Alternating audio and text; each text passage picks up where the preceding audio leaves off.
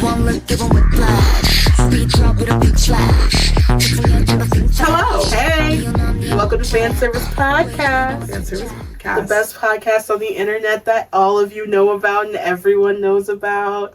Tell your friends, tell your family, tell your cab driver. Are you just manifesting right now? I am. Okay. Because I believe in manifestation. If Tom Holland can do it, I can do it too.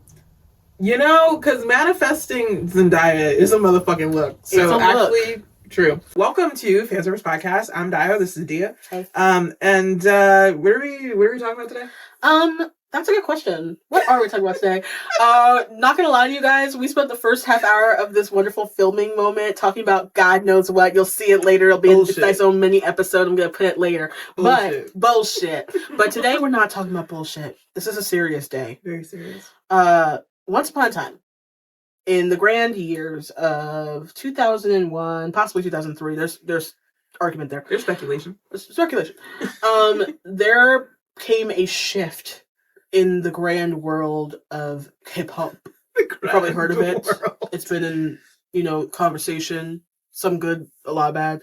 But, around that time, we already spoke on the origins of K-pop. Yeah. It's a whole episode. Fine to hear. If you didn't watch it, go back and watch it first, so then you can be in order. Yeah, we're hilarious. True. It also is very informative, which this one will be as well. But we talked a lot about how that came to be as an industry in general. Yeah. And so that included like HOT Mm-hmm. and like Shinhwa and like all them people, Yes. The people who love to say the N-word, Still. Yeah. Ah. Or neighbors, whichever it is. Either way, around 2001, 2003, there came a shift in how these industries started to function, and you saw a harder push on groups from them, especially the big three, so to speak, of K-pop companies, that being YG, JYP, and SM. Yeah, that early 2000s era is so interesting because even for me, and I mean, obviously we're the same age, so I'm sure for you, it's like, it does have a bit of nostalgia because that's what we grew up with. Yeah. But looking back on it, all of the clothes were so fucking bad. Oh, bad. Like, why did we need sunglasses with stripes in them? Everything was bright and like all the t-shirts said stupid shit. Yeah. They did. LOLZ. Wearing those stupid, the stupid heels with some socks on. I don't know why. Because, and you know what? I feel like, well, again, this could just be my nostalgia talking, but I feel like because when you wear it, you do feel like a bad bitch. Oh, you do. Especially because you'd be wearing some, skinny capris and those heels with the socks and a lot of chunky, bracelets and different colors. With the fur. And you're and you got a belt on top of the sweater with the shirt that's really long. But a headband that also matches the belt. Hair always flat ironed. And you're you better run, like you're in SNSD.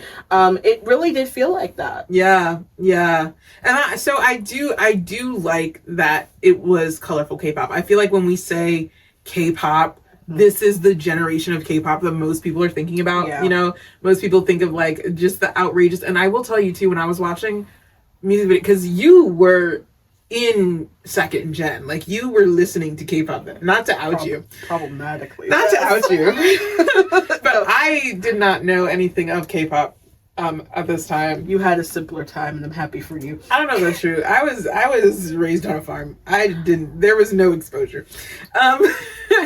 It was rap music and farm stuff. But I do feel like in relearning what second gen was like, I kind of get it. I get the allure. Oh, wasn't it 303? Is that what they're called? Yeah, 303. I don't fucking know. Yeah. Remember they had Katy Perry feature on a song? Yeah. That don't energy. Trust a hoe. Yes. Yeah. Cause a hoe don't trust me. That energy is the same energy that was in a lot of K-pop videos. Yeah. Just wacky clothes, zebra print pants, random feature of a girl who we're supposed to know. Yeah. And then she's also in some crazy shit. And then the music video is crazy. And then I'm not really sure what they're saying, but they hit that one dance move. You're like, oh, okay. Yeah. That was like that too. Yeah. That's really what but I also feel like there was a lot of effects Yeah. These are where the K-pop music video effects really started to pop out, because like Shiny Replay music video. Yeah. Very calm, very normal, telling a story, very it's very demure. Chris Breezy era of, hey girl, let me talk to you, blah, blah, blah, blah, blah. Not to give him credit, however, he does exist. This one is like flashing cars, Lamborghini, flashing back to T.O.P. in a snapback, flashing back to the bang, like just crazy shit happening. Yeah. I can't say I dislike it. No, because it gave a clear identity, in my opinion. Because even though the style may not have been consistently that much of a clear identifier having to do with K-pop, because a lot of those elements came from many different places within pop culture. A lot of Black culture, some of it a lot of Chicano culture, a lot of like weird like emo culture too, sometimes just randomly thrown into the mood board, and you'd be like, okay, this is weird. Because you're also having Panic at the Disco, Fall Out Boy, all of these other groups that are really popular right now, but so then, it makes sense. But then you'd be like, all right, so if I put Chris Brown, Panic at the Disco, and like Daddy Yankee, and I throw them together in a mood board, and then I go, all right, now I need the music of Skrillex, and I'm just gonna put that together. And that is what the end of second gen was like, if I'm being honest. That's when they were like, oh, this became the thing, because what people started to know K-pop as, second gen ushered in this time frame where it now became, for lack of a better frame, a niche to have around the world. And so you started to see like K-pop clubs pop up. You started to see like, and by clubs I mean like at schools and like things of that nature. You started to see people doing dance covers more often. You started to see people, K-cons started to pop up in the US especially. And so you started to see that there was like, oh, let's share Korean beauty and all these connections to K-dramas and all this stuff like during this time frame, because the thing and big identifying piece of K-pop was the music video. And it started to make people go, oh, the top video that is trending right now on YouTube is a song by FX. Right. What is that? Let me click on it. You realize 2 seconds in that it's not in English, and you're like, oh, okay, got it. But you're like, colors, vibrancy, girls doing dance moves that I can actually do. And you're like, this is fun. And so you're like, oh, I'm just gonna... Until they get to the rap part. Always until they get to the rap part. Because the problem was that they did. We know, okay? We know not what they have done. They know what they done. Know. I said we now know what they did. So, and usually I would let it slide, because I'd be like, all right, we're going to get back to the song. Electric. And I'm in it, you know? Electric shock. But that was the stuff that like got me going, right? Like I was like, okay, I see. It's colorful. Even if it wasn't colorful, the guys were less so at that time and were a bit more sleek in nature. And I still enjoyed it because their visuals are visually. Like, it was as if you put an Usher video and put it on meth. Yeah. I remember I watched G, like, when it came out. And my sister at this time, shout out to Jasmine, she was at school and she was watching a bit more K-pop than I was at the time. And I was like, listen, boy, my first love story. Like, what are we talking about? And then I was like, okay, all right. Like, I was like, okay, this is cute. And I like the different colored pants and everything. And it was just like simple choreo, but they were singing. And then I watched them sing live, like the next day, because music shows, as you will learn, became a big, huge thing at this time too. And they were already kind of big in the first gen, but it became like a very clear thing had to do with any comeback in second gen. And they did their debut stage, and I was like, this is actually pretty, because they were singing like hand mics. Yes. Like, yeah, I will give them that. Yeah. Yeah, they always were singing live. Yeah, and I loved, and I was like, I'm into this, because I'm like, this is so, like, it was meant to be cute. So I was like, this is cute. And still fun to watch. And yes, I still was enjoying my actual, like, my artists of the top era of the time. But I was like, this is something I could kind of get into, because I'm enjoying this. And then I realized there were so many more.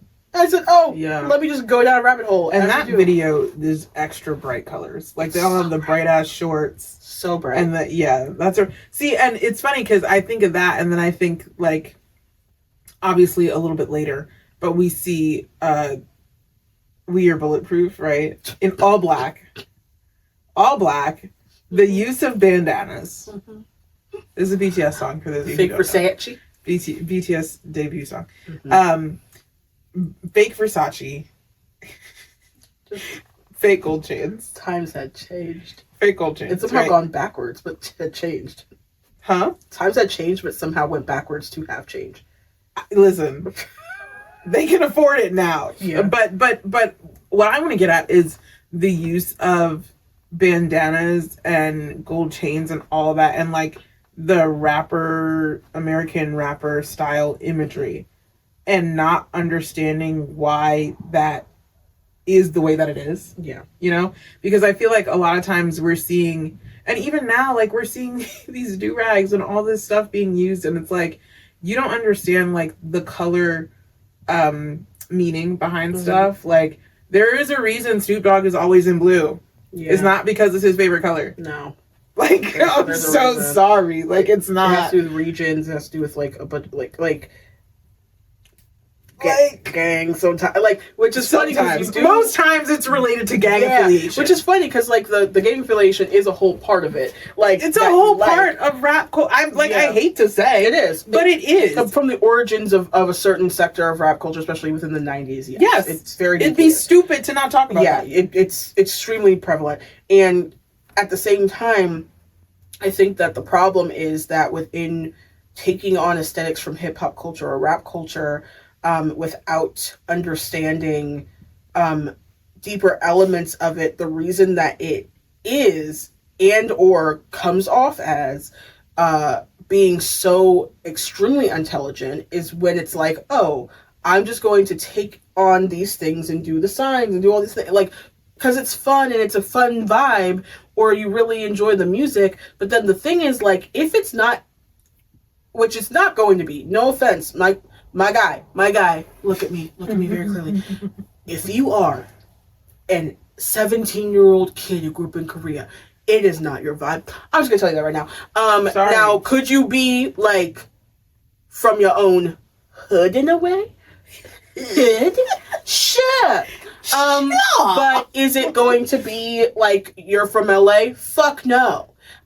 If you hang out with a lot of people and you take, sure, but that's different too. What I'm saying is it comes off as intelligent because it's obviously not authentic. Yeah. Because it's not who you actually are. It's not what you actually vibe as. It's not your whole shtick. Now, the one thing that's crazy is, as much as I fucking cannot stand you, Jay motherfucking Park, one thing I will say is that he holds on to that shit. Even though it's not true to him, it ain't true to him for shit. But he holds on to that shit, and I'll be like, "That's hilarious," because I want someone to catch him slipping.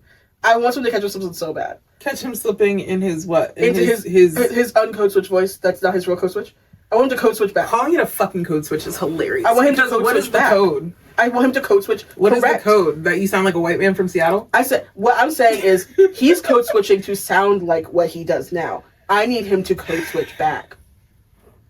I said, what are you doing? Unfortunately, I feel like there's going to come a point in time where we're actually going to have a J Park episode. Oh. Because within black K-pop fandoms, he's so relevant. We're about to fucking talk about him right now because J Park is in 2 p.m. No. Whoa. It was 2 p.m. Was he at 2 p.m.? There was also with my husband? Lee Jong-ho. He was the leader. Second gen very much was the time where the music also kind of started to shift, where before it was very clear y'all were like a weird hybrid in first gen of like, if you took like what you thought rap music was and then like also what New Kids on the Block was doing and put it together. That was what was happening. And the girls were giving like pre-Britney.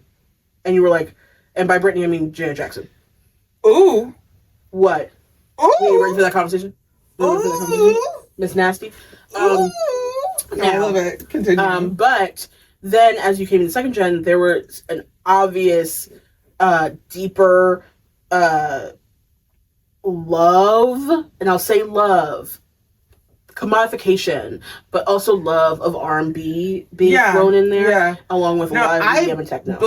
I firmly believe, both Korea and Japan, as countries as a whole, do love R&B music. Yeah, they do. I do too. I don't know if they love the people who originated it, no, but they love R&B They do love music. R&B music. That is Jazz their music, too. shit. Jazz, city pop, like Yes. all of Japanese that. city pop. Woo. Woo. Remember summer days. My dad loves that song. I think that is true, though. I think that the love of the music I cannot deny. I think that the issue is how you love is very important, just like in actual life. Like, you can love something, and I'm not going to question that. I believe that you love your children. I believe that you love your partner. I believe that you love your family. But are you good for them? Are you good for them, and are you actually paying attention to them and actually knowing them and actually caring? You were talking your shit today, bitch. I had therapy on Monday. You talking our shit today. Go to therapy if you can get it. Our healthcare It's good for you, and you can even get it through if you have My Americans. If you apply for Medicare, you can still. I mean, hopefully he doesn't change them because you know how this man is doing, but. If you apply for Medicare, therapy is covered under Medicare. So that is like if you are low income, if you're a college student, still go and get your health insurance. It's worth it. Yes. I promise. My grandma made me do it. It's a great idea. And also go to your public libraries. I'm not kidding. I went to a library conference recently. They do have therapy sessions at libraries. They don't talk about it a lot. People are not paying attention to it enough. Check a local library that is in at least a larger town in your area. If you have a way to get there, a bus, anything, you could sit down and talk to some people. It may be helpful. Yeah. Let me just say that right now. There are also K-pop clubs at libraries. Yes. Just so you know, fun fact. Shout out to that one lady who talked to us about that. Yes, I love her, and I can't wait to collab with her because she seems super dope. Awesome. I hope that I would see her. She's a big time army conference. So. A lot of people talk about missing the old K-pop, yeah, and the K-popification of everything, and it's not. I think that people are losing the plot when they're talking about it being about just the songs, because it's not so much that the songs, they were catchy and they were fun. Of the time though. It's not just about that. It had to do with the way it felt at the time. And still, we cannot sit and pretend that they weren't still making mistakes, that they weren't still doing a lot of the shit that they're doing now. Right. And that was something that most Black fans even then had to kind of just internalize, because there was less conversation too. There was less place to have those combos with each other about. But it did feel like it was the time of when you were like, this is this industry. It's interesting that people say they miss old K-pop, because I feel like I still see a lot of notes of, because second gen was all like techno, EDM, that like synth sounding stuff going on. I feel like I do see a lot of that in modern day heavy K-pop. production. That's kind of the difference of what you're like, oh, this is a K-pop song, not the genre of music, it's how it's produced. Right. And so I'll be like, yeah, the reason that a lot of y'all like K-pop Demon Hunters is because it's of how it's produced. Like, and so I'm like, yeah, you still get that with the Stray Kids. You still get that with an Islet. You still get that with, even though Seraphim, even though their stuff is a lot more westernized in nature, how it felt back then has to do with nostalgia as well, and the time frame of the age of a lot of people who were having these conversations. Because I know that a lot of people are aching for nostalgia in a way that I think is slightly toxic, if I'm being honest, because I think that the problem is that when you're yearning for nostalgia so badly, it's because of the sometimes heaviness that the real world of now feels. And what I think we need to do is go, I should still confront that, and work through it, and fight for it, while also remembering what it is that art can do and supporting art. That is what we should do. What a mature take. I know. Yeah. So speaking of groups that cause or give nostalgia, one of the groups that gives the most nostalgia for me as a baby K-pop fan, because I mean, I would say I'm still a baby K-pop fan. I've been only into K-pop for 4 years? Yeah. You started this.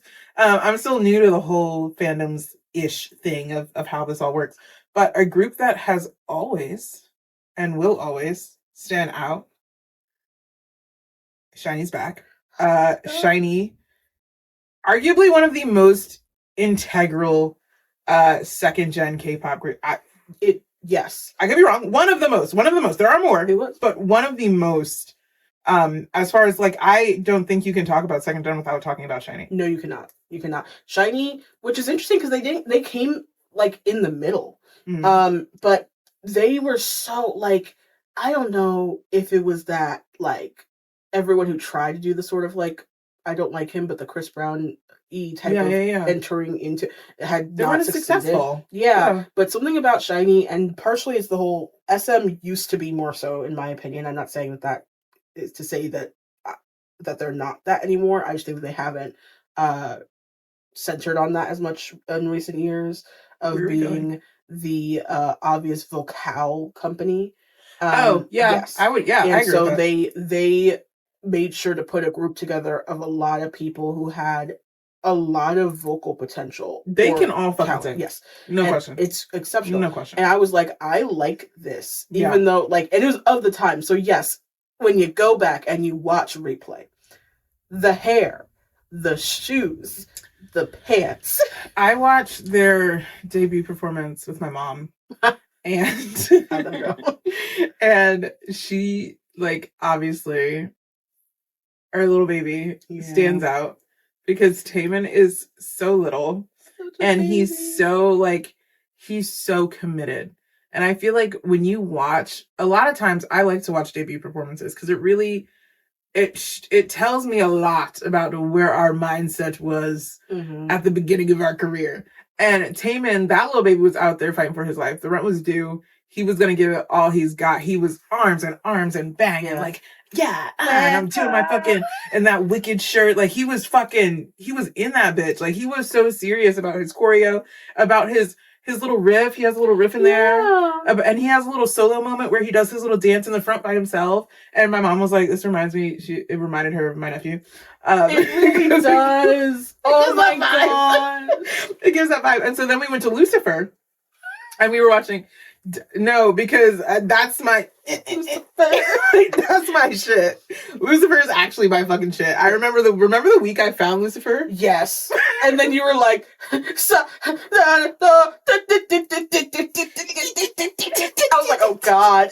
Yeah, I fuck with it heavy. It's so good. I fuck with it heavy. They had good comebacks. When they did. There's that moment where my man in the Lucifer music video where he's just I don't know if he's tutting or what he's doing, but he's just maybe popping. I don't know what's going off. He's just doing shit in front of a car. Yeah.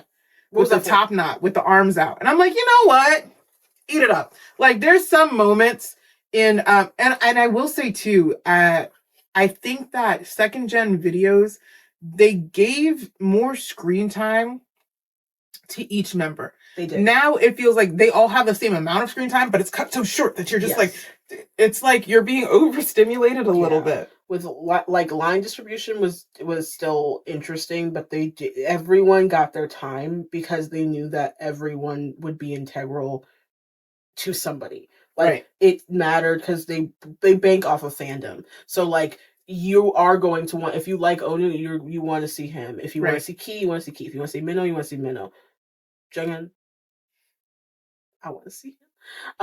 But his voice is just phenomenal. Just what was it? What performance was it? I don't know. But you want to know what's crazy? I did it every time.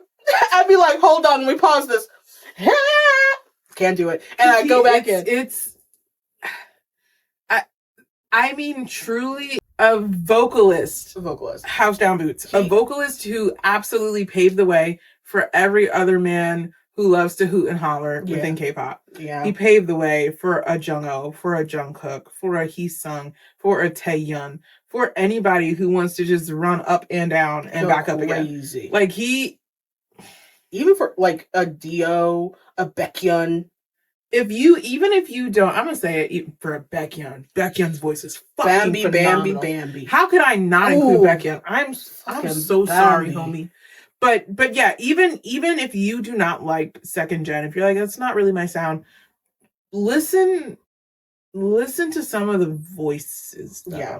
Because I'm gonna say across the board, you might hate me for it. That's okay. I don't know you. Across the board, the singers were better. Second gen had much better singers. And then I think that's the nostalgia that people actually want to return to. They just don't know that that's what it is. Yeah. They want people who are I don't want to speak on the obvious subjectiveness of talent, but when I'm saying in second gen, they centered on certain talents more than others. Right. Yes, they still cared about the look of people, and they still debuted people based on look. We're not going to sit and pretend like that's not a whole part of the entire industry. That is part of its largest problem. But they also did spend a lot of time on finding people who either could already sing or training them in a certain way singing, because they were being taught to sing from certain types of singers at the time. And I think that's why it's different. Yeah. I think the times that have changed has caused them to teach people how to sing like with Bruno Mars music and like with Tyla music. And it's not even their fault, because our pop singers were doing it too. They are. There's not like singers like that. No. So, which is why people are so annoyed. Like, people were like watching the Grammys and being like, honestly, I do kind of miss having people who like who really sing Park and Bark, which is why we were so excited last year when they had like the like Ray sing for that 2 seconds. I was like, I actually really like watching this, because I miss someone just singing with a band and being like, wow, you can sing. Yeah. So I think Korea has that. I just think they usually do like more OST, more trot like style music. Like Isla can sing like that. There's like a lot of people. A lot of the girls from SNSD can sing like that too. Yeah. So I'm like, there are people there. But that's also this gen. Yes. That's also this gen. As we're getting into SNSD really fast. Segueing past Shiny, Obama's favorite K-pop group. Fun fact. SNSD, otherwise known as Girls' Generation, they popped up on the scene with their lead debut single, G, and they like exploded the idea of K-pop in a great way. I have to be honest, and it's not just coming from a place of bias, and I do have some, so I'm gonna be honest, but Girls' Generation, I think, can be credited for being part of the reason for the K-pop boom, in terms of understand like why it became a niche thing here. Because when G became a big thing and the formations, they started doing formations, and how they did that as a girl group, they had a lot of members. But it was like the way that they dressed, the way that they like did things, their mannerisms, all of it, like they started to have like a lot of variety show time. Like all of these things made people become a bit more interested in them, including overseas. And they became really popular in Japan. They became very popular elsewhere in Southeast Asia as well, Central Asia. But then you started to be like, oh, okay, like in America, in Europe, like all these other places. And Girls' Generation was one of the first people to be on a late night show. So they did Letterman. Oh, really? Yeah, they did Letterman. I didn't know that. And it was like and this was a couple of years into them, but like I remember that being a big deal. I was like, oh my gosh, they're on Letterman. And I think the colorfulness of their videos, as well as how their live performances went, is part of what gave the appeal for K-pop a little bit more. Because yes, you had certain groups who were still very popular at the time, but they weren't being shot out as much globally. Right. But Girls' Generation they had their moment. They were the moment. They still are together, and I really love that they got back together. Are they really? Yes. There's less members now. Okay. I don't know. So didn't like a couple of them end up going into acting? Yes, quite a few. Okay. Quite a few of them went into acting. One of them just got married, Tiffany. She's first member of Girls' Generation to get married. Yuna's in Girls' Generation. We love her from King the Landa. I do love her. Yes, and she was in King the Landa with whom? My baby dog, Lee Jun Ho. I'm too PM. I hit that on purpose because I love him. 2 PM. The thing I thought was interesting about Girls' Generation is that they were one of the first K-pop groups to come out with Japanese specific content. Yeah. And here, well, not here, but now in K-pop, we see that so many groups, like they release Japanese albums on a pretty consistent schedule. Like it's a whole thing. Mm-hmm. They do a whole different level of promotion in Japan with their own, their own shows, their own, what do you call them?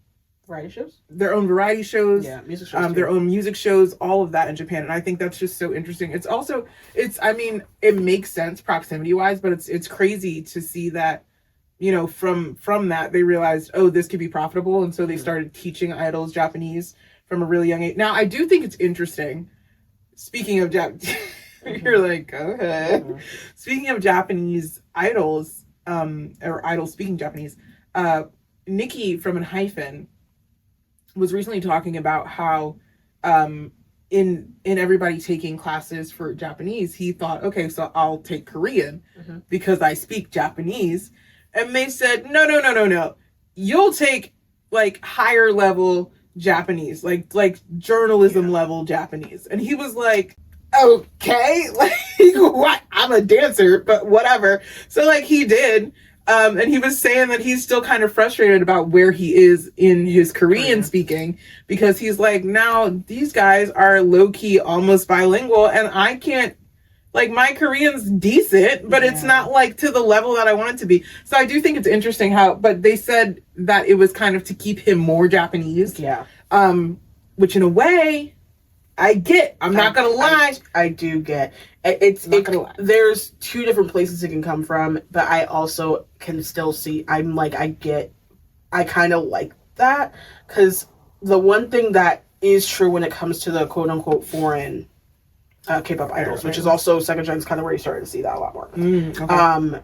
When you got to the foreign K-pop idols, and that just means anyone who's not from Korea, South Korea, and I think something that was always a critique people had from both sides of it. They would critique it from either side, whether it was that K-pop fans or the K audience didn't like how foreign they were, or they didn't like how Korean they seemed to be, as if it was like, that's not really like your Thai, like they're living there. Exactly. So I'm like, and not only that, you're a K-pop idol, so like it's kind of like, it's the same thing that you'd be if you're like, oh, I don't like how Cat's Eye does Aegyo sometimes, or like how they didn't connect to the culture of Korea fast enough. But the thing is, I think, which is interesting, because they haven't gotten paced well enough to understand how to support and love on culture, in my opinion. But they do understand how having a foreign idol gives you deeper reach, because that means that when you go to Japan, people are really excited to see Nikki. When you go to Thailand, people are really excited to see Lisa, or excited to see Bam Bam, or excited to see Ten. I love Bam Bam. 10. Love 10 yes, as well. Or how people are really excited to see when they go like to Taiwan to see the girls of Twice. Like there's importance there of unfortunately commodifying. I hate that, but like, and somewhat monetizing off of the different cultures. But Girls' Generation, they instead started to realize they can make Japanese specific content, so you could make like Japanese versions of your songs and albums, which has become the norm. Yes.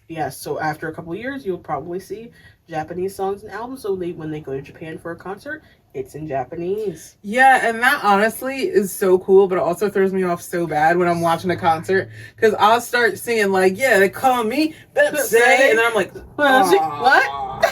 And I'm sitting there like, I know. What's crazy is I don't know Korean, but I know what the syllables are not it. I said, oh no. And you'd be like, I was like, T, what's she? I said, what?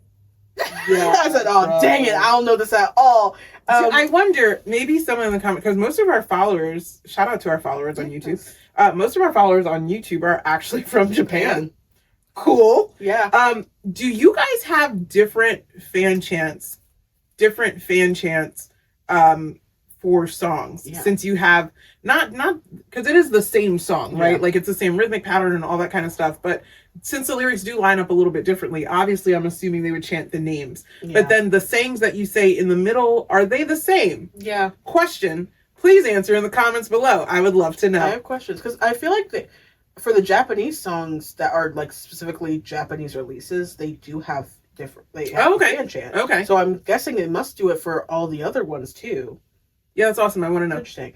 I'm very invested. But I was like, I think Girls' Generation also, they have like 6 hours worth of their music pumped out to North Korea. Yeah. So as North Korea and South Korea tend to do, they had some kind of disagreement.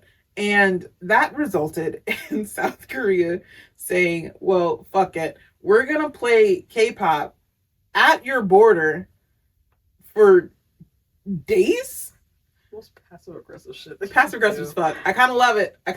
Honestly. And so they chose to go with Girls' Generation. So I'm assuming it was just like G nonstop, pumped into North Korea at the loudest volume you could possibly Which I can understand that being terrible. Yeah, no, that would drive you insane. It would drive me insane. That would drive me insane. Now, the first day... But you also have to consider that in North Korea, they have not heard this song. Well, they may. Well, yeah, true. Not legally, true. As we shout out to North Korea because y'all love content just as much as we do. Honestly, I'm sorry you can't access it freely, but y'all. Yeah, I stand on y'all love honestly, content. I love a hustle. You know, I will. My uncle used to sell on the corner too. It's fine. Got to get the dramas how you can. Bootlegs. He sold bootlegs on the corner. I just want to make that very clear. I just realized that. That was so problematic. We cannot talk about second gen without talking about TVXQ. No, we can't. No, TVXQ. It's not even really an argument. I have to be honest. They were the biggest second gen boy group, without question. What did TVXQ stand for? Don't ask me. I didn't care back then to know. I didn't care, and honestly, I didn't care enough to look it up now. So TVXQ is a Chinese phrase. Oh my gosh. That stands for Rising Gods of the East. That's kind of hot. That's fire. The name symbolizes their ambition to become a legendary group representing all of Asia. Wow, they are known as Dongbang Shinki, DBSK in Korea, and Toho Shinki in Japan, which all has the same meaning. Wow. So for them in America, we use the Chinese name for TVXQ. them. Wow, that's so cool. I didn't know that. I'm so glad I looked that up. And they played them like that when they had a name like that? TVX motherfucking Q, Rising Gods of the East, bitch. That's grown. That is grown as hell. And immediately the Reddit page comes up. If TVXQ is a Chinese name, why do they sing Korean? Hey, listen, we don't have time to unpack all that. We don't have time to unpack all that. Okay? Just do your research. We can't do all that right now. Research. We'll do our own TVXQ episode later. They have an admin somewhere who can tell you everything. Yeah. So TVXQ is interesting. They only have 2 current members now, from what I understand. But they experienced a lot as a group. Yeah. They're really discussed, but they did a lot. They were super popular. They had one of the, could be my opinion, but I'm going to say one of the biggest saesang incidents maybe like almost all time in K-pop. That was insane. So what happened was one of their members was given a drink. I think they said it was orange juice. Yeah. Was given a drink of orange juice that had super glue in it. And he drank it. And I do also think it was one of their main vocalists, which is so fucked. Yeah. And it's interesting because he drank it and had throat and vocal complications afterwards. I mean, they said for years afterwards, actually. And so if you know anything about the way like vocal cords work and the way the vocal folds work, right? Yeah. It kind of looks like this. And when you sing and you apply pressure, your throat closes. Yeah, like your throat closes at different parts, and that's how you create the sound, right? So if your throat is like just being normal and then you super glue it together, it does that. You're gonna have some problems. And so unfortunately, our homie was having a lot of problems because this girl did this to him. I think it's very interesting that he decided not to press charges against her because she was young. I don't know if I would have been as probably not as lenient, but when they're a lot of them are underage kids doing crazy shit. And it doesn't mean that it takes away any of the responsibility or like you shouldn't have any fallout from your consequences of what you do. But like, I think the thing then that started to become very normalized, something that second gen did solidify, was the importance of the picture and what you symbolize to the people who watched you. So doing something like granting grace, even, and yes, I think that was actually from the heart, but also has to be, it's because there's no other way you could do it. Yes, it was important at the time in how fandoms work. We dive into that a little later. But like the importance of what these people mean to you and making that the number one thing means that also showing a bit of restraint, even if it's not for your own It's just benefit. interesting to me though, because if you're gonna give this man super glue to drink, are you a fan? No. Do you like that human being? I would say you don't. But are you a fan even if you love them and you support them all the time, and then you constantly are the person who's in everything being like, hey, but you're super fat, like fix that? No. Like, exactly. None of those people are. And it's not that they are sitting there thinking, I don't think they think that those people are fans. I think the issue is there's an understanding that the obsession part comes from how they are marketed too, not just solely because people are just parasocial nature. They are. So like I can sit here and as a stable-bodied adult be like, even though people are marketed a certain way to me, I'm not going to jump into that. So space. they're more able to blame the system than to blame the individual. Yes. Okay. Also, the system is able to be blamed for the fact they could even get to do that. Right. Yeah. Honest. Actually, yeah. Yes. Because how the fuck did she why get are that you able to even do this? Like, there because they started to do like fan meets and things during this time too. So you started to have a lot of more person-to-person interaction. Oh yeah, fan meets. And and that was not by choice. That was their job. So the fan service and everything that happens with it is their job. The pressing charges is a whole thing to go through too. It's a whole process. And there's a chance that the process will not go in your favor anyway. So why press them? I guess that's true. Now I will say I would have still done it because what the fuck? Because what the fuck? And honestly, someone who does that, I don't care if you're fucking 10. If you think that's okay and you don't have the parental guidance, the law needs to be made aware of that really soon so that you can get the help you need to grow into like a well-rounded adult. Yes, but you need to be held accountable for your actions, or at least your parents at that point too, because why were you even able to do that? Now, TVXQ also was super well known because they were the group that had that lawsuit later on once they hit that 7-year mark. Yes, right. Yeah. And that is part of the reason as to why the contracts now have a cutoff date of 7 years for most of the. They like to call them slave contracts. I don't disagree, but I also don't like that phrase. Yeah. But that's just because I get triggered by slave. Yeah, but you're still getting paid. He's so serious. Because sometimes frickin' Kiss of Life only just got their first fucking paycheck. Well, they're racist. They are. TVXQ is also popular because they are in the Guinness Book of World Records. Yes. I don't know if they're the first K-pop group to be in the Guinness Book of World Records. They might have been, but they are. They are. Yeah. They sold over 14 million albums worldwide, which is insane. Pretty good. I find it so interesting. That there are so many like you have to think about how many actual acts they are. Yeah. How many acts there are around the world. Yes. And that there are so many acts that have sold millions upon millions of albums worldwide. Right. That you can go on the street tomorrow and be like, nobody knows and no one knows who the heck they are. And it's because of whether or not they are bordered by choice, bordered by reality. And by reality I mean like the fact that like other spaces will not pay attention to like artists in like Latvia. Like we're not doing that. But like there are so many like the biggest selling artists currently are all in India. Yeah.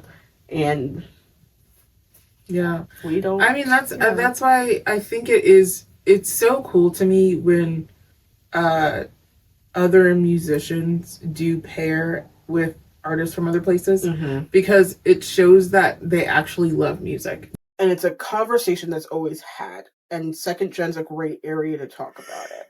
Where there are a lot of idols and a lot of acts, not a lot of artists. Whoa. And it's because they are not K-pop groups, and the idol industry as a whole was not made to make artists. They were made to make stars.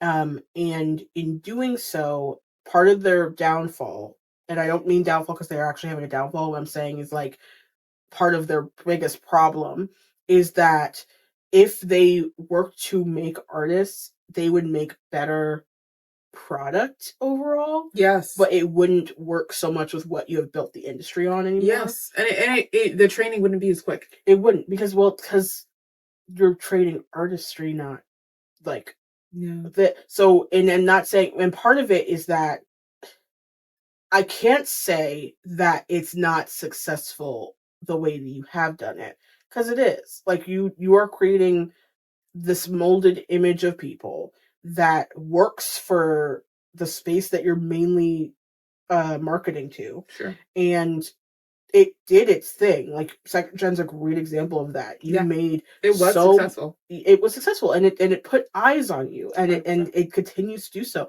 Even something as simple as right now, those kids being obsessed with K-pop Demon Hunters right now, even though the truth of the matter is the movie's in English, but the pieces of it and the elements of the story are from, like, within Korean that culture, realm, right? Yeah. And so even something like that, it's this molded. It gives what that gives. Yeah, and I would say K-pop Demon Hunters gives Second Gen. It does. Yeah. And I was like, I find this to be very, very interesting. How like you can't sit and pretend like it doesn't work. It's watchable. It's hell watchable. And all these little girls are dressed up as fucking Huntrix. So I'm like, yeah, that is cute. Y'all do like that. A lot of y'all want the Saja Boys places, so they are hiring them to go to parties. They literally are hiring just random Asian men to put on wigs and be the Saja Boys at parties. Crazy. Oh, Anyway, okay. My last fact that TVXQ, they were in the Guinness Book of World Records because they had one of the largest concerts in Korea. There were 5 million people in attendance. That makes sense. Yeah. So that's how they made it in the good book. They're good. The good old book. In the good book. The good old book of Guinness. Shout out TVXQ and all of your success. Yes, and I appreciate the members who did leave, who fought against the company, and they did. They set a standard. Yeah. Even though it definitely had some blowback, and a lot of them were blacklisted for a while, but I'm happy that they're at least doing what they do. And the 2 members they got left are, doing that, I guess. Yeah, we should do some more research on what the 2 members. I don't. You said I'm good. Once you lost the other ones, there's no point anymore. Unfortunately, yeah, we become married to the groups for sure. Yes. For sure. Yes. We'll talk about 2 p.m. for 2 seconds so we can talk about your baby. Okay. 2 p.m. was a group that had Lee Jun-ho of acting fame. He has acting fame. Lee Jun-ho. Put a heart next to his face. I know, because you're obsessed with this man.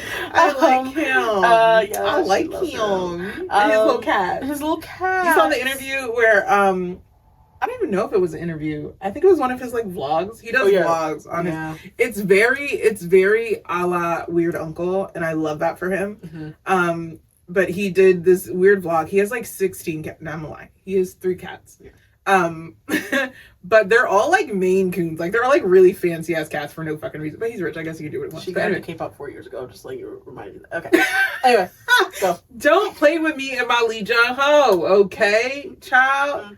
Because what's that drama with the ice cream stand in the mall, and then the mall explodes, and he's went to go see the bitch with the ice cream. Yes. And the bitch is like, oh no, I'm trapped under this shit. And he's like, oh no, I didn't. Rain or Shine? Yes. It Rain or Shine in Korean. Rain or Shine. King Lalanda. Yeah. What else was he in? The red sleeve. Oh yes. Lee Jun-ho in a fucking period piece.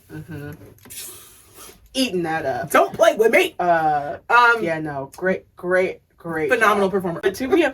2 p.m. at the time had more members because they had their leader,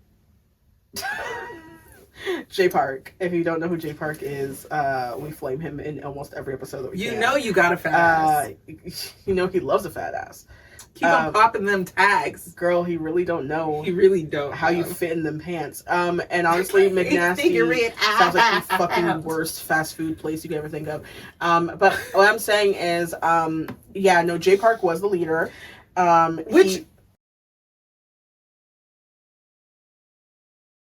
He was the best one of the He was the so best sorry. one. I'm so sorry. Without I'm question. so sorry. Without question. Do you remember that video? Remember how we walked out? Okay, there's a Yes. rabbit hole that we did with Second Gen where this is also a wonderful time of variety shows, which we haven't really talked about, of how they did variety shows back then. There was a lot more freedom in Second and beginning of Third Gen too, but mainly Second. There were so many covers done by male idols in drag.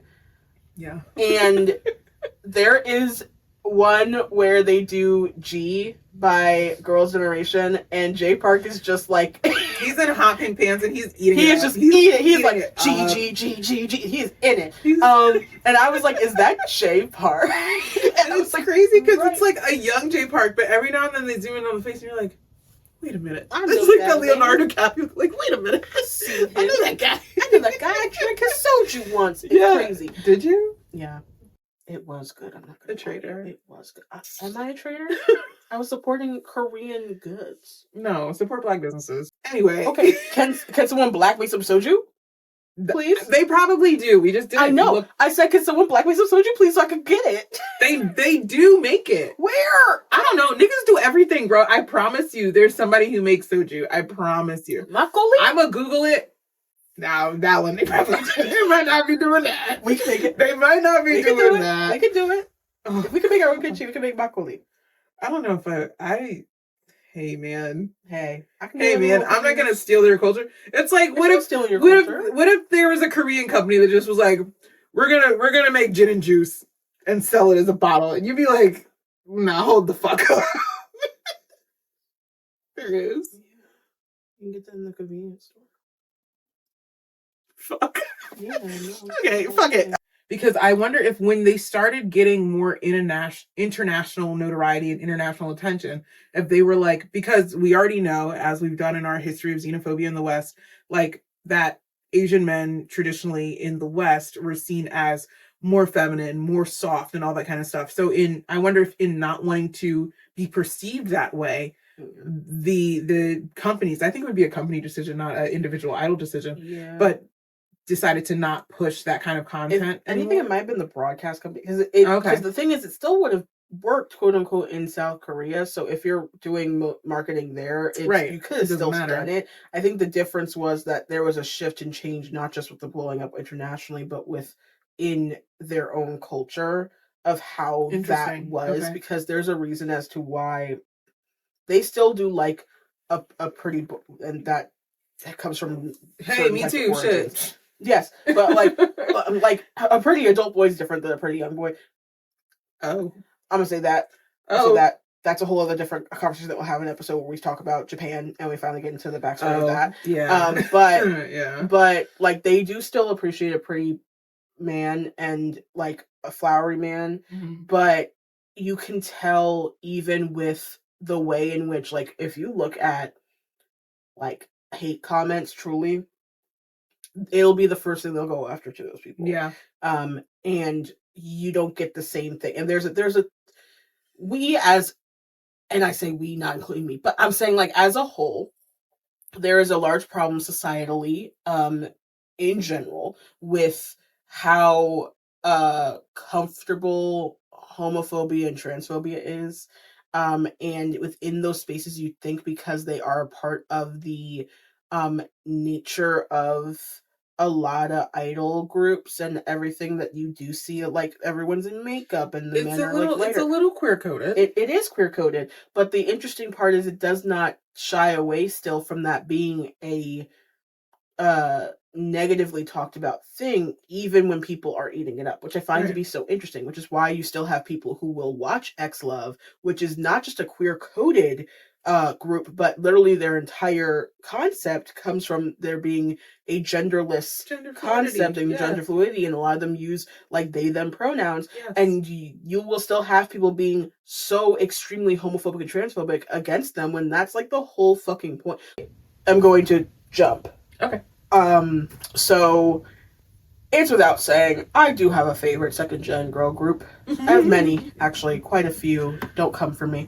One of them is being FX, who I love. Electric Shock, we sang it multiple times today. Yeah. We did. Amberlou.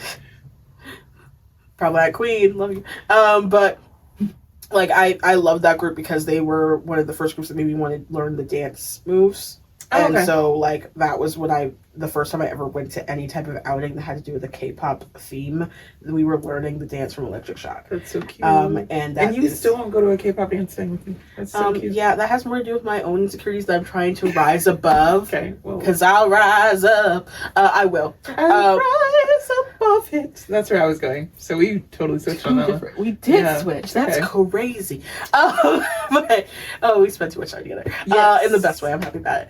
But I'm just letting everyone know. Well, what I liked about FX, Mm-hmm. I'm pretty sure this is FX. Yeah. Because I might be mixing my second gen girl groups. That's right. But they had a member who was different. Yes, Amber. FX had Amber, Yes. who is a member who had a short haircut. Yeah. Who was giving what we would nowadays call like a traditional, more butch style look than any of our more androgynous sneakers than any of our other K-pop girl group members. Yeah. I don't even think there is shorter than a cunty bob. Yeah. I don't think we do much of that Not except for my baby in XG. You know. Yes. That's really it. I love him though. He's everything. He's great. Like the interesting part was the style being that was really important at the time because that was not a norm within that. It was everything was very like girly, like real girly during second gen for all the girls, especially like even if it was like you were going in the I don't like calling it rougher, but but they had her looking like debut Jungkook exactly like the whole way. She was like. Eyeliner, hair, all of it, and I was like, honestly, that's it did look like you're right. And I was like, that was what was on the mood board for Jungkook's outfit. It was Amber, Amber from FX, and honestly, that tracks. I would love to know if he really did have Amber from. Not him. There's no way he didn't. No, I believe that he would. I believe in my heart and soul that he would sit there and be like, I love that. I don't know how he spoke like that to me, but he did. No, I loved FX, but other than FX, my favorite girl group was the Wonder Girls. And the Wonder Girls. You're back. Honestly, and bring back someone else said this the other day online, and I have to shout it out. I agree. I want us to get back to a time where JRP whispered his name in front of the songs. Because it was so unnecessary, but so necessary. Because every freaking Wonder Girls song just had a JYP.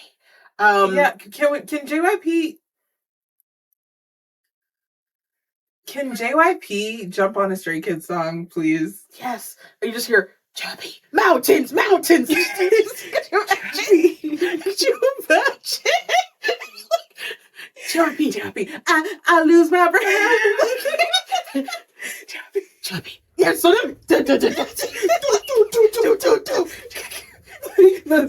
or just ends JYP. Yeah, literally. I miss it. Now was it head ass? Yes, but I love like the amount of times that my sister and I would be like Chubby and the Wonder Girls were back. Like it just gave his such a relevance in that music. Was he ever in a Stray Kids music video? Maybe in one of the old ones. I don't know. We need to chat. Once upon a time, I will say when they first debuted, Stray Kids was lower on the totem pole in the company, so I don't know how much they got of that.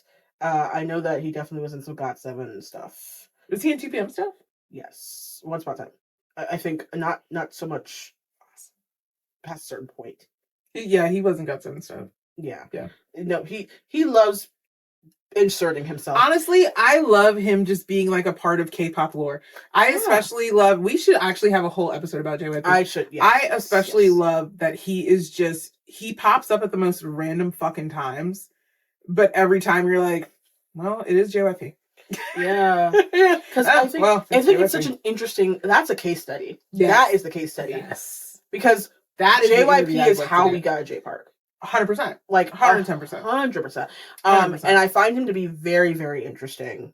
I find him to be interesting right up until he gets to the Bible study.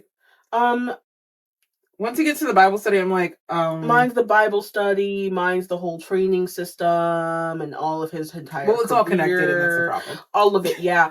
All of it's very weird. But It's no, the Bible study and the training shouldn't be connected. I'm just put that out there. They shouldn't. I'm gonna put that out there, bro. Bible study and the military shouldn't be connected either. Ooh, Either way.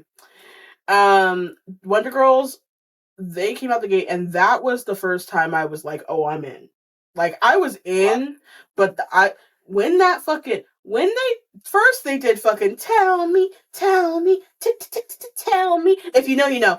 JYP was all up in that shit too, doing the fucking dance. Pissed me off. But I was like, okay, this is fun. This is cute. This is everything. And I will say, for second gen, before we get to a 2NE1, which is a different conversation, Wonder Girls had, in my opinion, the best rappers.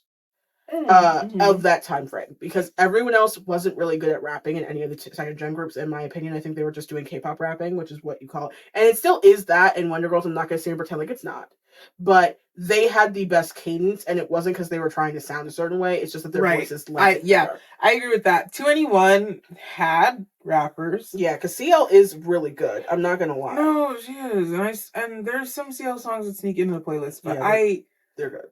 The 2NE1 videos I heavily avoid looking at. No, yeah. I'm the best. It's fun though. Huh? I'm the best. I love though. For some reason, it's crazy looking. It's crazy. Because that was like will.i.am threw up on a mood board. That's all that was. Yeah. And that was like the time. This is rap. That was fine. Everything else is like hard for me other than just listening to the songs. But like the I Am the Best music video, I was like, I get it. Like this during the time, that was the thing. So even here, people were so obsessed with it because we were in the age of fucking Black Eyed Peas. You know who's still really hard for me? What? Big Bang. Big Bang will always. And it's not even. I'm gonna. It's not even necessarily Big Bang as a whole. I'm gonna get so much hate for this. Why? It's only 2 members, or 3 technically, who I hate. But I hate G-Dragon. I just can't. I can't get behind it, and I know because I actually really enjoy Hongjoong. Again, I would say Hongjoong is a K-pop rapper, and I wouldn't necessarily categorize him as like a rapper, a rhythm and poetry rapper. Mm-hmm. But his style, even J-Hope's, is definitely derivative of the G-Dragon style. Mm-hmm. So there is some respect, there's some honor due there. I completely understand it. But like just and I also have to give G-Dragon credit because he was in my opinion, one of the first K-pop rappers who was like comfortably femme. Yeah, he pioneered for them a lot of things. And so there are things to be said that are likable. But G-Dragon is so unapologetically appropriative. Yeah. Even when he did that corny ass motherfucking Not Like Us moment at his concert. I love doing that. He's also pretty good. That tired ass shit. Because didn't Rain do the same tired ass shit? Yeah, he did. Which is interesting because I'm like, what? It's only the old people who are doing that. I'm just gonna be honest, and I'm not saying he's old because G-Dragon's not that old, but I'm just saying like what I mean by old people is like people who are from the second gen. Now, my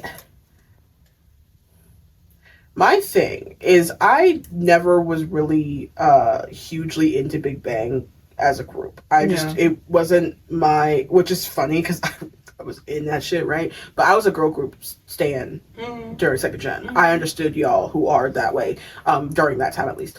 I get that. I just didn't really like vibe with the guys that much. I did like their visuals still, like the music videos, but the music videos were not. No, I'm saying like the craziness of it. I'm saying I liked it like, oh, I'm like obsessed with their whole thing. It was more so like I was like, what the fuck is this? What song was that? That's Fantastic Baby. Wow. Fantastic Baby. That or Bang Bang Bang. I don't remember which one it is. It might have been Bang Bang Bang. I think it's Bang Bang Bang. Because of the Bang Bang. But because the Bang Bang. But like the thing about the visuals of it all was that part of what made this is like right before or right at the time of when Gangnam Style became big too, where a lot of it came from the fact that K-pop, what stood apart from it that made people go, this is what K-pop is, right? Because the thing is that they were saying it incorrectly back then, making it a genre in a way. when it's an industry. But the thing that made them go, these are the elements that make K-pop, were not what we break it down as now because we can educate ourselves deeper. It was you going, what makes this thing K-pop more than it just obviously being Korean is the flashiness of everything, how intense it is. And so Big Bang was a great example of flashy and big. So even if I was like, I don't really mess with this, nor am I like sitting here like, but you're gonna watch it. You're gonna finish I was like, this is crazy. And I was like, so I did watch Fantastic Baby, and yes, did I dance sometimes? And I was like, dance. I wanna dance. I would still dance to Fantastic Baby. Like, I'm just not putting it on. It's not. No, I'm not purposely putting it on, and I'm not even purposely putting on the music video unless I'm sitting there going, "It's been 10 years." They have a Native American headdress. Yeah, they have. You know, they got all the things that you could think about that are problems within K-pop. Arguably some of the worst costumes I've ever seen in K-pop. Yeah, I hate them. They got that one motherfucker who only wear coats. I could get with that. I understand what's going on with him. You know, that's his shit. Leon just posted a photo. He's kind of giving that too. I like that. Yeah, they also had that one dude. They did. They might have him back. I'm including fucking Top because I think Top is actually a very relevant member of Big Bang. I think Top is unfortunately I'm crazy. I think Top is actually the moral compass of that group as far as the organization goes, and I think when they lost him, they lost some shit. Well, all that shit was going I mean, they were still successful. They continued to be successful, but I mean, as far as like people who would get my vote, that's when it fell off. TOP, well, when TOP left, it was also the same time that the group like was gonna pause anyway. So like they pretty much paused in general, and it didn't really matter because they started doing like duos and solo work, and it was like whatever. Now I will say that's part of the thing that I think was just like overall change the vibe of the music. So the most of the music that people know of Big Bang like really heavily included TOP, and so I'm like, yeah, I missed like that was better. Also, no offense, you guys dissolved because you had a fucking rapist in your group. You're not the only group that did. And but especially not the only second gen group. So you had to deal with that because that was one of the largest scandals yet. Is still kind of pretended as though it's not as large of a deal as it was. So that was a thing within itself. Taeyang, as much as that man can sang the house down, he needs to stop with the fucking head. And then there's the other one. That's the one with the coats. Yeah. He's cool. He has a TV show on YouTube. Does he? Yeah. He interviews idols on YouTube. That's cool. Yeah. I guess you should watch that. That'd be interesting. I know every retired K-pop idol has a TV show. Yeah. So whatever. Yeah, that. But I can't disregard it's the same thing where I can be like, I don't like a lot of people, but I can't sit here and tell you that they don't have a quote unquote legacy within, especially K-pop. 100%. Like G-Dragon has a legacy. Like even J Park, fucking hate him, has a legacy. Like Big Bang, for what they were as a group, has a large legacy. Absolutely. And is part of the reason that a lot of people chose to go into the idol industry to become idols, because that was the thing that Big Bang made them want to do. I think it's interesting when you see, like, when they end a year, it was like 2 years ago, 2 years ago, they had Big Bang as like their surprise special guest or whatever. And how excited everyone in the room got when they were like, "Oh my god, it's Big Bang!" Like, I don't even like them like that. And also they're like, no, it's nostalgia, and it was just so cute to see everyone be that happy and that. And they're gonna have that Coachella too, because they're performing Coachella this year too. Oh, interesting. Them and Taemin and Cat's Eye. Cat's Eye's there too. Well, I would definitely see Taemin. Yeah, Taemin's doing it, and the word on the street is that TOP will join them, and that's the secret. But we don't know. We'll see. But that's this second gen's also the time frame where you had dumbass scandals. Not that it doesn't happen in the other ones, but it's when that started really bad. Where I love that TOP still went on to have a career though. He did. TOP literally, it took him a while. It did take him a while. But like, he was such an integral member in this past season of Squid Game. Yes. Like, he actually, and he he's acting. Like, he did so well. He really did. Bilingual too. Yeah, credit to T.O.P. Shout out to him. Yeah. You ate that, baby. You ate it. My tall ass man. I love you. I do love a tall man in the group, you know. Yeah, that is obviously my favorite. We spoke about 2NE1 before, so we don't really have to go that deep into them, but they were a part of what revolutionized like having designer clothes because they had a lot of designer friends. CL as a solo rapper, if you know anything about her, she was one of the most out there in terms of like internationally. G-Dragon had that too, but truthfully I think CL surpassed him in terms of the actual connections she had, the amount of like famous, and what I mean by famous I mean like people who like you're like, oh, you're hanging out with like at a Beyonce party, like she's doing shit like that. But didn't have the career trajectory that was expected to happen. None of that really happened for most people until you got to third gen. But it was interesting to see 2NE1. I will say currently in conversation because of the stuff that's going on with Park Bum and Sandara Park. They are two members of 2NE1. If you want to look into that, look it up. That's a whole other mess of a story. But I will say YG and honestly Joy P, SM, and yes, they did not exist yet. So if you want to sit there and be all mad at them, all that bad, remember that they didn't exist yet at this time. But like even Hive now, all of these companies cause harm to a lot of people. But at this time we're talking about second gen, so these three main companies definitely caused a lot of harm to a lot of people, and we're seeing it in real time now. But yeah, Super Junior was one of the largest boy groups during second gen too. Yes. Super Junior, what's crazy is I can't sit here and pretend like I wasn't I was a Super Junior, okay? I loved them as a group back then. There are so many problematic numbers now. It's just so many of them. And it's so hard. I don't think I can say I'm a Super Junior fan. What I can say is that in the morning, I usually do my yoga with Adrian videos. And then after that, like, I'll do my weights to whatever K-pop video comes on. Because usually on our YouTube, that's what's going to come on next. And when it first came out, Express Mode came on. This fucking song. When it first came out, Express Mode came on, and I watched the Express Mode music video. One, I didn't know they had a thick member. Yes. Interesting. I don't think we're allowed to like you. Pretty sure you're pro-Israel, so you're kind of a dick.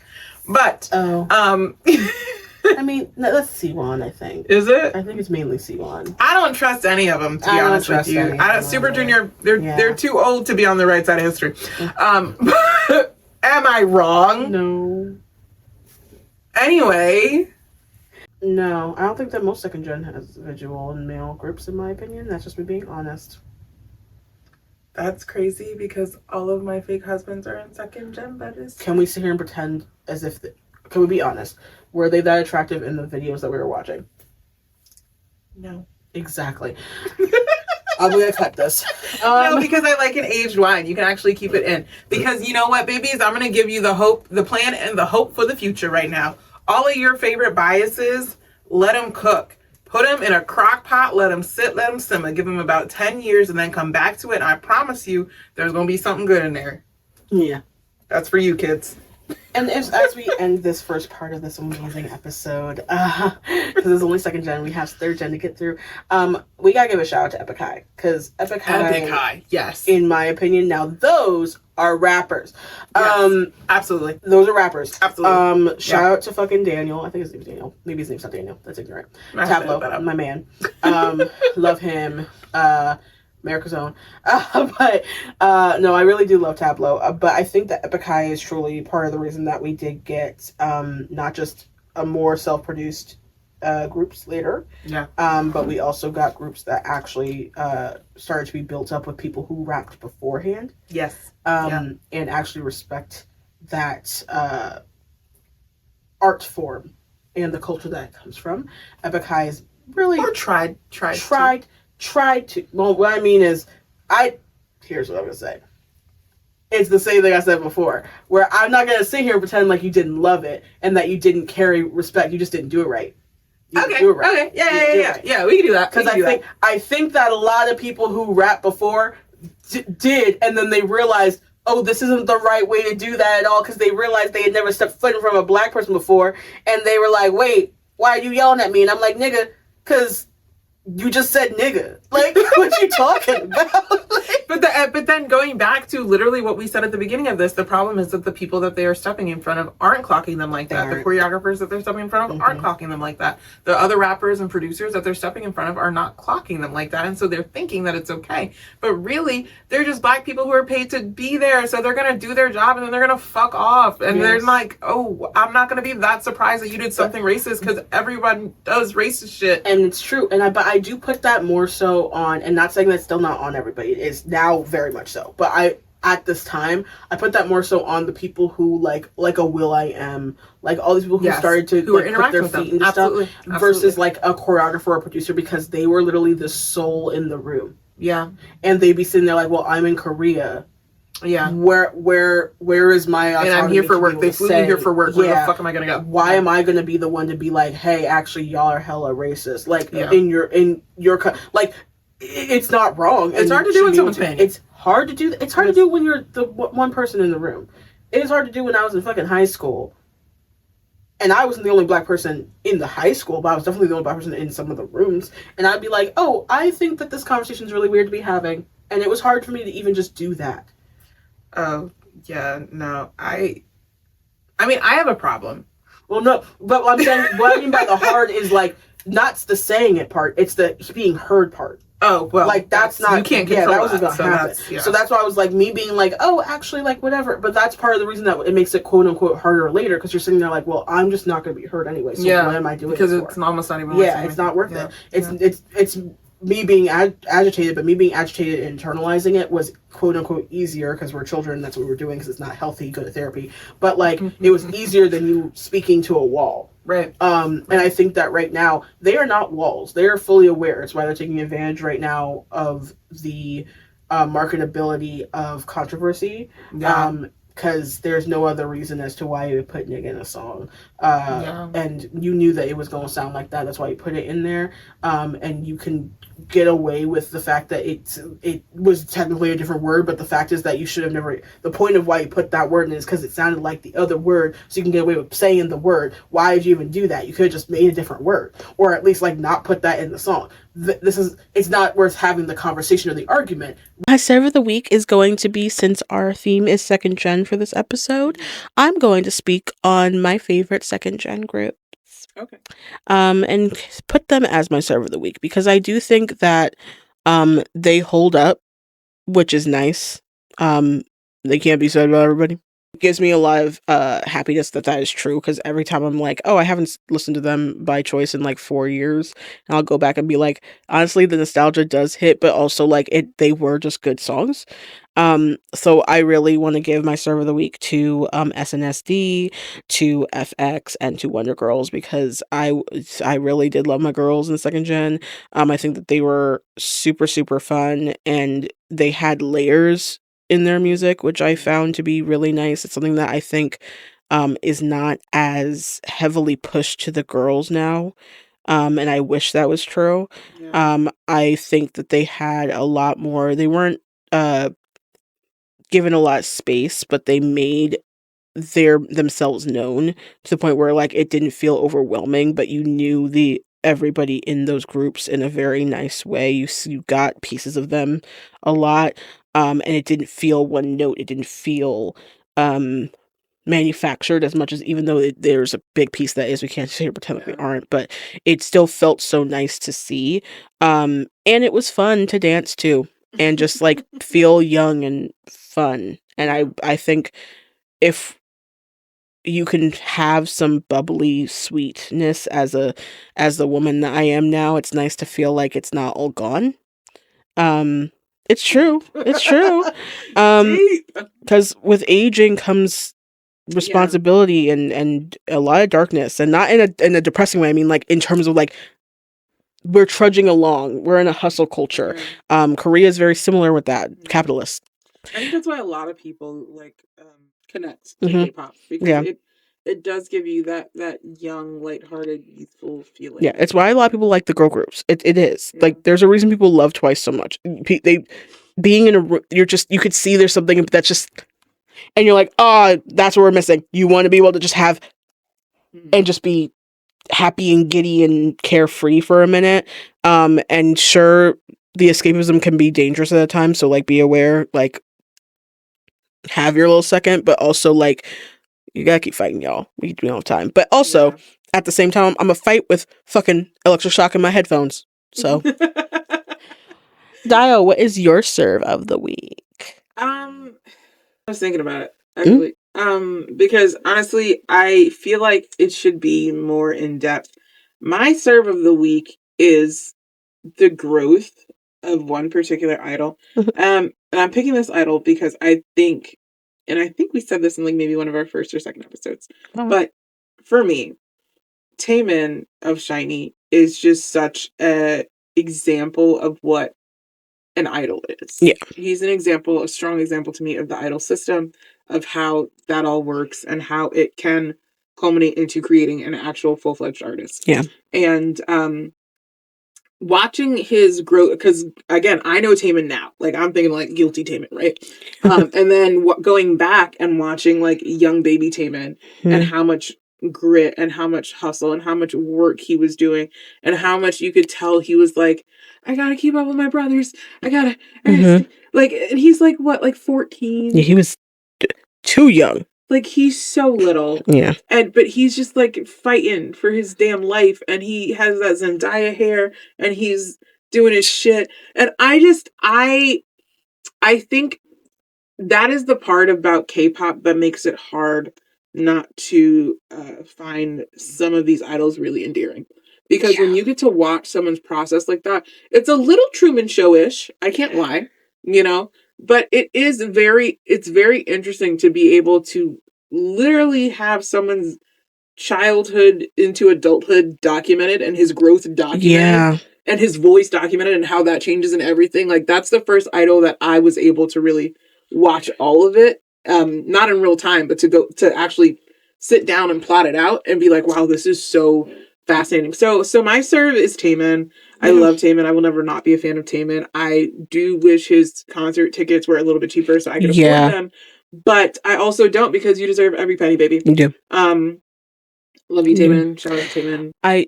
I think you're completely right too. It was like watching the growth of like a young talented child to an idol to an artist right before our eyes.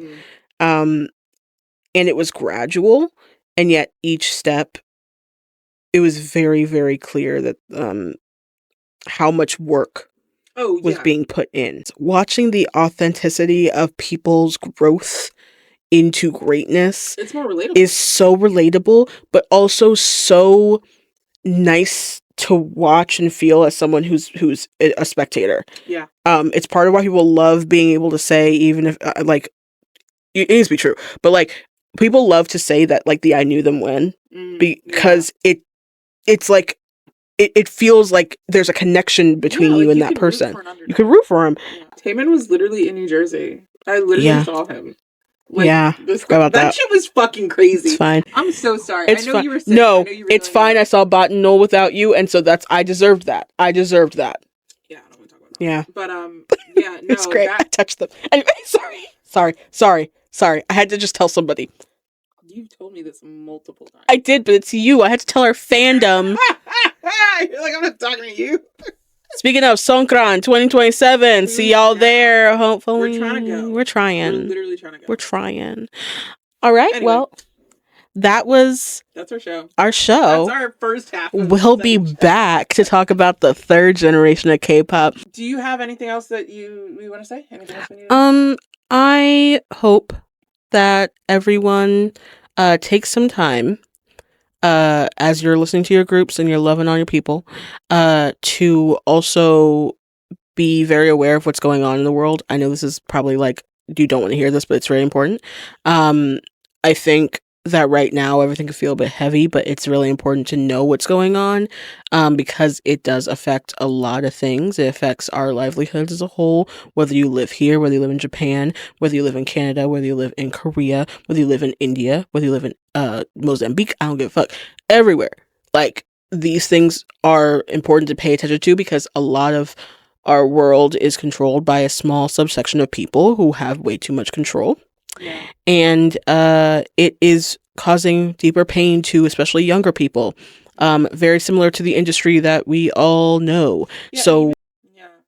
and no one can fly. Yeah. So, Anybody try to get an army bomb yet? it Okay. canceled my order. It felt racist. Okay, Oh my god. it did.